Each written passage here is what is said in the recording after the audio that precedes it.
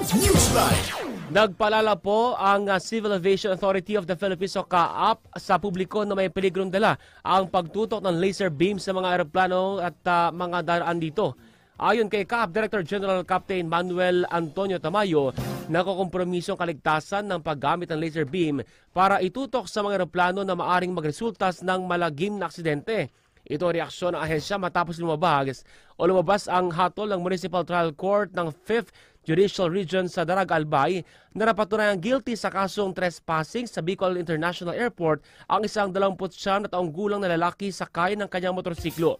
Paglabag sa Civil Aviation Act of 2008, ang sinumang mahuling magtututok ng laser beam sa mga eroplano kasama ang daraanan nito na may parusang higit o hindi higit ng 3 taong pagkakabilanggo at pagmultang 50,000 pesos hanggang kalahating milyong piso o parehas.